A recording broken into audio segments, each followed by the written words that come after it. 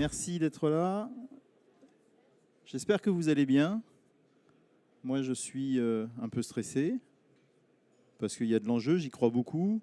Je suis super motivé, mais vous êtes quand même un petit peu impressionnant. Je dis ça juste en introduction et vous comprendrez après pourquoi. On va parler de socio-digital et d'engagement des équipes. Tout autour du salon, vous allez trouver des tas de techniques, de technologies, de méthodologies qui vous parlent d'humain, souvent avec un grand H. Moi, je vais essayer de vous parler d'humain avec un petit h et éventuellement un S à la fin. Les individus. Vous et moi. En termes d'engagement, quand on parle d'engagement, il est super important d'impliquer en fait, les équipes dans la démarche. Une salle de tuto avec 50 personnes, c'est compliqué. Un format court de 20 minutes, c'est super compliqué. Donc j'ai retenu un exercice, une méthode. Est-ce que vous avez tous une main droite et une main gauche ? Oui ? Si vous avez tous une main droite et une main gauche, est-ce que vous pouvez lever la main gauche ? Bien. Il n'y en a pas beaucoup qui se sont trompés, parce que moi, j'ai levé la main droite. Hein, mais donc, à chaque fois que je vais vous interpeller, en fait, il vous suffira de lever la main droite ou la main gauche. Droite si vous êtes plutôt d'accord, et gauche si vous êtes plutôt pas d'accord avec l'information que je vous envoie. Quand on parle de transformation digitale, souvent, les instituts d'études nous donnent des statistiques qui sont négatives. Alors, j'en ai sorti quelques-unes.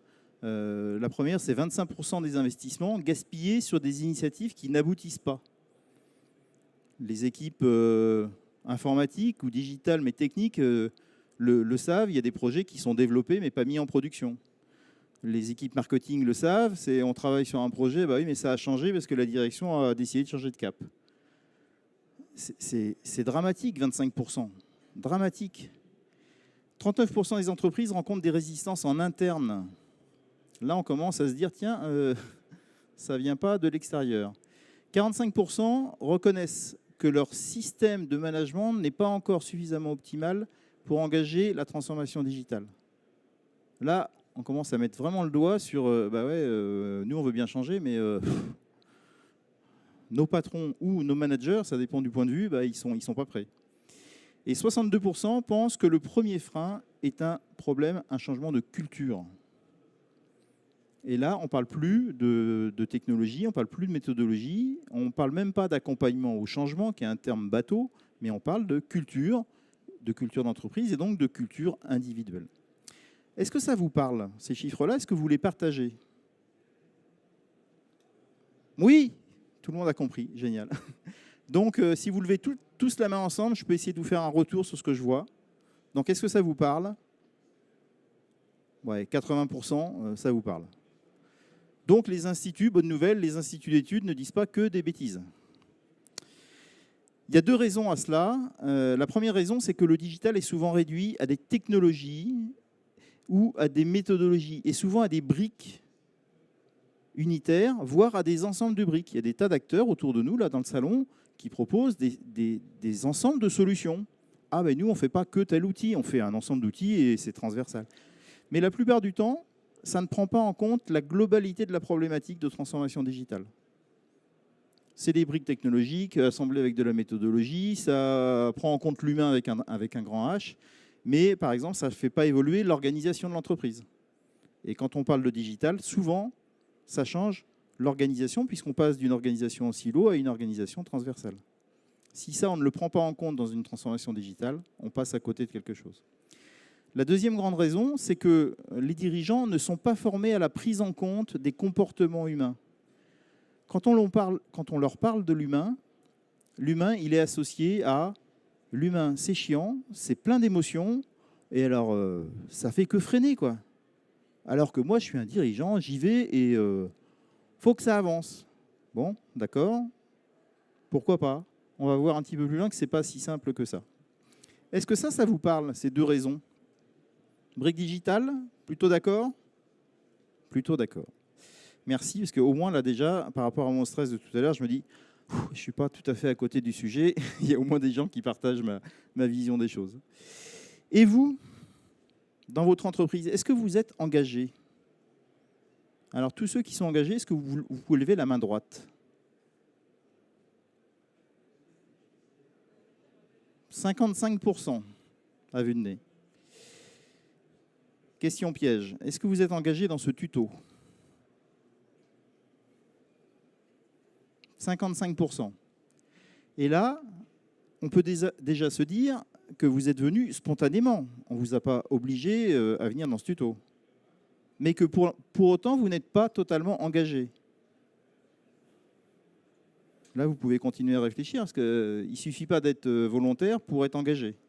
Ah, c'est peut-être plus compliqué que ce qu'on ne croit. Et les neurosciences, en fait, nous donnent quelques clés pour comprendre ce qui se passe dans un être humain.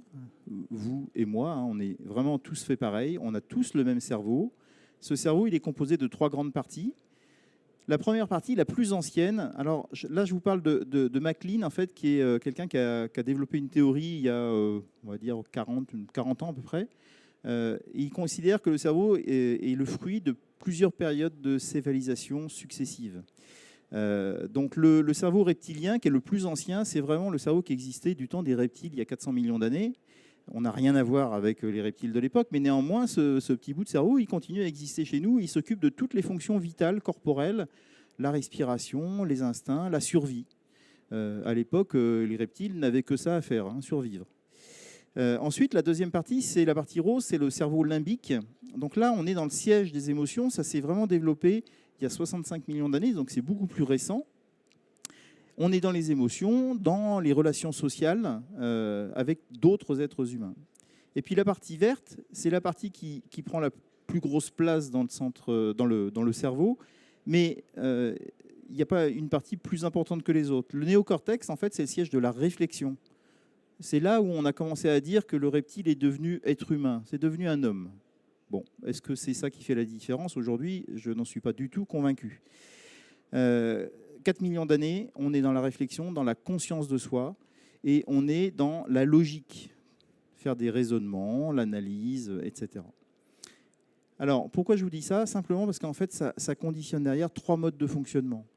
On a tous en nous ces 3 parties de notre cerveau. On sait aujourd'hui, les dernières recherches nous disent que en fait, ce n'est pas séparé dans le cerveau. Il y a beaucoup d'interactions entre ces différentes zones. En tout cas, il y a vraiment 3 modes de fonctionnement, tout simplement parce qu'on a privilégié l'utilisation d'une partie de ces cerveaux plutôt que les autres. Pourquoi on les a privilégiés? Par confort, parce qu'on a trouvé, tout petit, on ne sait pas exactement à quelle période ça se développe, mais en tout cas, on a trouvé un confort à aller utiliser plutôt cette partie-là que les 2 autres. Et du coup, ça crée des habitudes, un confort en fait d'habitude de fonctionnement.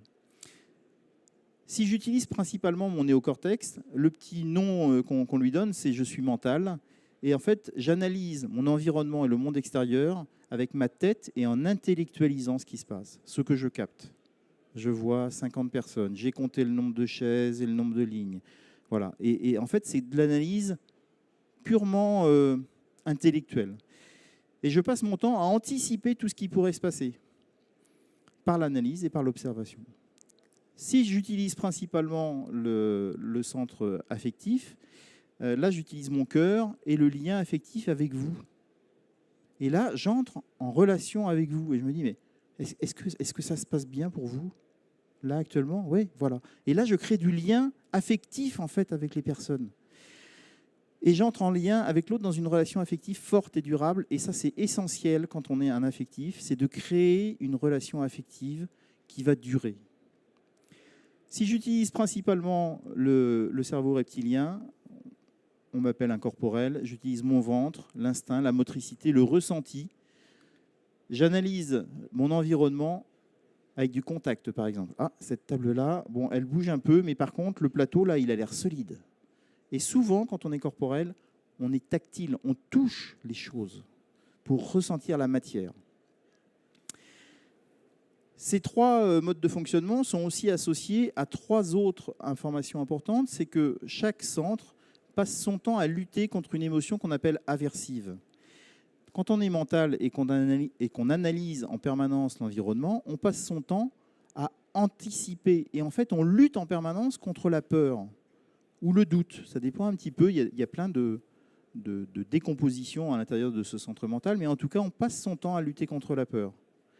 Ouais, la table, là, j'espère que l'ordinateur, il ne va pas tomber quand même, hein, parce que, bon, ça, je n'ai pas trop touché. Voilà. Et la relation que l'on a à l'autre, en fait, on considère que l'autre est un danger potentiel.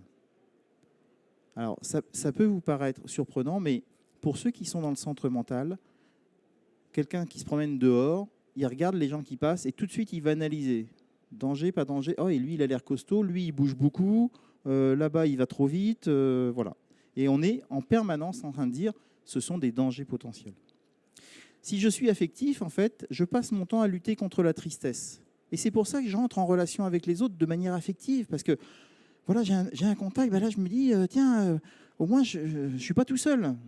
Et donc, je lutte contre cette tristesse. Et paradoxalement, je considère que l'autre est un rival. Parce qu'on est dans le jeu, quelque part, de la séduction. Et eh ben, il y a une rivalité qui s'installe avec d'autres qui voudraient aussi séduire les personnes avec qui je veux entrer en relation. Si j'utilise principalement mon cerveau reptilien, je passe mon temps à lutter contre la colère. Un corporel ne vous dira jamais qu'il est en colère. Il vous dira « je suis un peu agacé ». Ouais, je suis un peu agacé, mais bon, quand même. Et il passe son temps à lutter contre la colère. Et là, du coup, il considère que l'autre est une charge potentielle au sens charge de famille. Donc, des parents qui sont dans ce centre corporel, ils ont une charge, une responsabilité envers leurs enfants. Un manager qui est dans ce mode de fonctionnement-là, il considère que les membres de son équipe sont de sa responsabilité. Et donc, il embarque les membres de son équipe comme une charge. Je suis responsable d'eux, c'est moi qui en suis responsable. Et là, vous allez me dire, bon d'accord, c'est bien tout ça, mais l'engagement, qu'est-ce qu'on en dit? Eh bien forcément, en fonction de ces trois centres, on n'est pas engagé de la même façon. Et être engagé, c'est très différent d'un individu à l'autre. Si je suis mental, je suis engagé quand je suis intéressé, quand je sais où je vais, quand ça a du sens. Et rien que le mot sens, déjà, on n'a pas la même définition. Là, on est dans la logique. C'est logique. Ok, c'est compréhensible. Si je suis corporel, je suis engagé quand je suis responsable d'un périmètre. Quand je prends en charge les actions, et du coup, quand j'assume. Ce sont des gens qui sont super responsables au sens, ils assument ce qu'ils ont fait, bien ou mal. Quand je suis affectif, en fait, je suis engagé quand j'ai envie. Et l'envie, ça ne s'explique pas. J'ai envie ou j'ai pas envie. Ça n'a rien de logique. Je suis engagé quand je suis motivé. Et alors, l'essentiel, c'est quand je fais avec des gens sympas. Si dans mon équipe, j'ai des gens qui sourient, quelqu'un dans mon tuto qui sourit, je suis super content, quoi. Voilà. Donc vous voyez bien qu'on n'est pas engagé de la même façon. Et clairement, si on ne prend pas ça en compte dans les projets de transformation digitale, on passe à côté de quelque chose. Pour être engagé, du coup, on a des besoins très différents les uns des autres. Si je suis mental, j'ai besoin de savoir où je vais, mais savoir où je vais, c'est connaître l'étape suivante, voir l'étape d'après, voir l'aboutissement. C'est qui fait quoi, quand, comment. Je veux toutes les informations parce que je passe mon temps à analyser mon environnement, les informations, le projet digital en question. Ok, on me demande d'utiliser un CRM, mais je voudrais savoir quand il est mis en production, quand toutes les fonctionnalités vont être ouvertes, à quel moment on va pouvoir commencer à saisir, quand est-ce que j'aurai le reporting, qui fait le reporting, etc., etc. Si je suis corporel, là j'ai besoin de connaître mon territoire de responsabilité. Je prends souvent l'image d'un jardin à tondre avec 4 piquets. Si vous délimitez la partie à tondre avec 4 piquets, le corporel, il est content. Il sait ce dont il est responsable. Vous lui dites, il faut que ça ne dépasse pas 4 cm de hauteur, il le fera. Il va assumer complètement. Par contre, il fera à sa façon. Il ne faut pas lui dire, tu vas le faire avec tel outil, telle méthode. Non. Il le fait avec une paire de ciseaux ou avec une tondeuse, peu importe. Vous aurez le résultat, mais à sa façon. Si je suis affectif, l'essentiel, c'est l'équipe, l'image, la forme, le lieu, la chaleur humaine, la relation, mais humaine, mais vraiment... ah oui, d'accord, mais comment ça va ce matin? Quelles sont tes...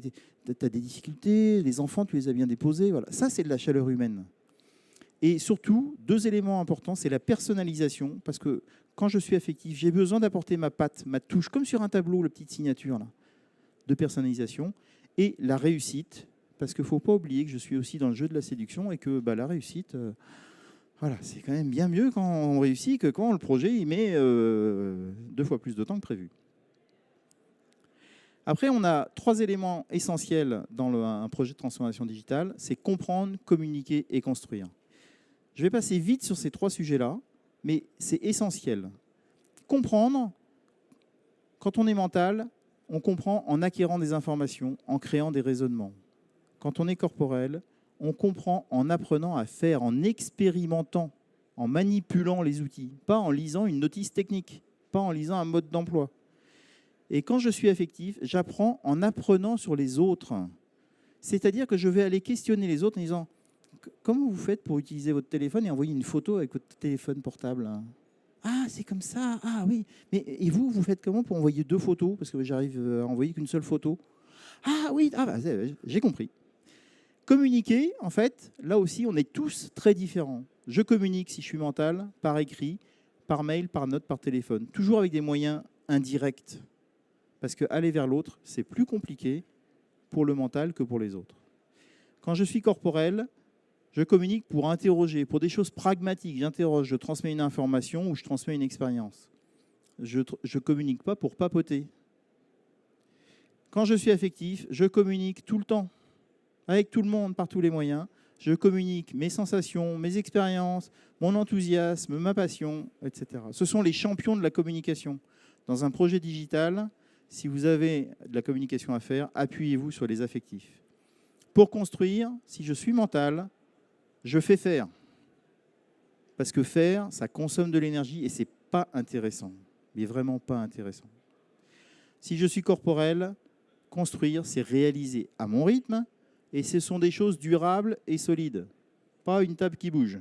Non, moi, la table que je vais construire, elle ne bougera pas. Elle sera vissée au sol et tout ira bien. Si je suis affectif, je bâtis un projet concret, mais en relation et en collaboration avec les autres. Ne demandez pas à quelqu'un qui utilise principalement son cerveau limbique de travailler tout seul dans un bureau. Vous allez le tuer. C'est vital. On est vraiment sur des fonctionnements vitaux de chacun. Après, comment on démarre? En 20 minutes, c'est compliqué de vous donner toutes les clés. Moi, je vous propose 3 clés. La première, c'est attention à nos biais. Parce que le mental, il est clair et structuré. Champion du monde de l'information, du passage d'information. Par contre, il manque souvent un peu de lien et de suivi quotidien. Parce que la relation humaine, c'est pas trop son truc. Et puis le suivi quotidien, non, moi je sais comment il faut faire, après vous faites. Le corporel, lui, c'est un besogneux. Il est dans le travail en permanence. Par contre, il manque un petit peu de légèreté au sens fun, plaisir, et il manque un petit peu de clarté. Et l'affectif, c'est un bon vivant, il met une bonne ambiance. Alors, il manque aussi de clarté. Deuxièmement, ayez une approche systémique et holistique. 2 gros mots. Le premier, systémique, c'est simplement de toujours prendre en considération les 4 dimensions du digital, les technologies, les méthodologies, l'organisation, et vous placez l'humain au cœur. Si vous abordez un projet uniquement sur la technologie sans changer l'organisation, vous passez à côté. Vous ne pouvez pas demander à mettre en place un outil collaboratif si l'organisation reste en silo. Ça ne marchera pas. Alors, il y a des contraintes, j'entends, mais du coup, il faut les accompagner humainement pour que chacun y trouve son compte. Et puis, holistique, c'est ne jamais prendre un des éléments sans prendre en compte l'environnement de cet élément. Parce que les individus, peut-être que le matin, il y a eu des difficultés à la maison, peut-être qu'il y a eu une mauvaise nouvelle dans le mois précédent, et que il faut prendre en compte cet environnement-là pour que l'individu se sente bien. Et dernier point, créer des ateliers, des formations, coacher les équipes, mettre l'humain au cœur de la transformation digitale, ce n'est jamais le hasard, c'est toujours une action. Sur les technologies, vous avez des plans de réalisation, et ayez les mêmes plans de réalisation pour placer l'humain au cœur d'un projet numérique. Il reste 1 minute. Je suis désolé, j'ai essayé de tenir mon timing, mais je ne suis pas forcément le champion du monde du respect du timing. Pour des questions, est-ce que quelqu'un veut se lancer? Un volontaire. Vous avez le choix. Soit parce que vous avez besoin d'une information, soit pour me rendre service, soit parce que vous avez besoin de concret. Oui, une question.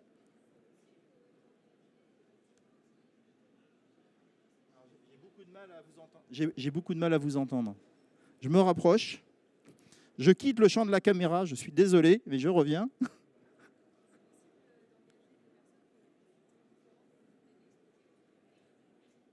Alors, est-ce qu'il est possible d'engager des personnes qui ont des profils très différents?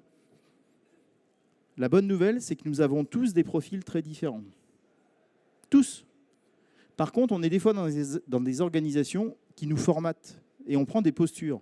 Et on n'est jamais à l'aise quand on a une posture imposée par une organisation. Donc oui, la réponse est oui, on peut engager des profils très différents. Il faut simplement laisser un petit peu de place à chacun. Je terminerai volontiers, je suis désolé, mais après, moi, je suis disponible pour vous répondre à vos questions. Est-ce que ce tuto vous a été utile? Main droite ou main gauche? Eh bien, merci beaucoup.